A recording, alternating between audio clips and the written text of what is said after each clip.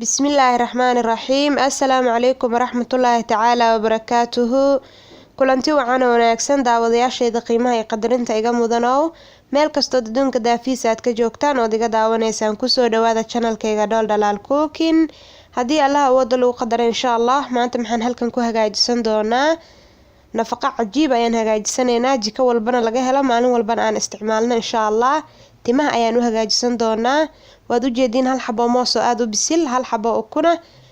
afar xabadood oo toon insha Allah timahaaga haddii ay badan yihiin ama dhowr qof aad ku marsanaysaan mooska ayaad badsanaysaa iyo toonta urkeeda haddii ay ku dhibaysana waad iska dayn kartaa maasha Allah aniga way caawisay adna waa rajeynaya inay ku caawin doonto insha Allah mooska iyo ukuntana haddii aad isbuuc walba laasinto waad ka heli doontaa insha Allah waan soo jarjarnay waa u jeediin ukuntii toontii iyo mooskii intaba saliid ayaan kusoo darsaday saliid alaala saliid adiga aad isticmaasho ku darso insha Allah timaha googo'ay way ka joojinaysaa googo'a maasha Allah ama daata markii la shalaynayo haddana waan soo shiidinaa insha Allah markii aan soo dhameynay sidaas ayay noogu soo baxday waad u jeediin maasha Allah timaha waxaa la rabaa inaad salka ka mariso oo si fiican aad u mariso jirida meesha ay tinta ka soo baxaan ayaa la rabaa si fiican inaad uga mariso oo saacado badan aad ku hayso haddii aadan waqti u haysan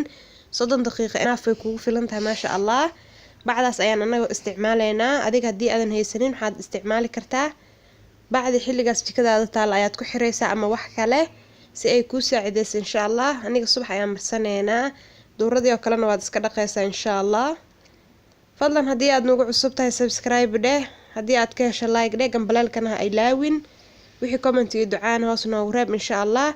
inta aan ku kulmi doono muuqaalo kale oo idin xiiso gelin doona maxaan idinkaga tagayaa sidaas iyo nabaadiino wassalaamu calaykum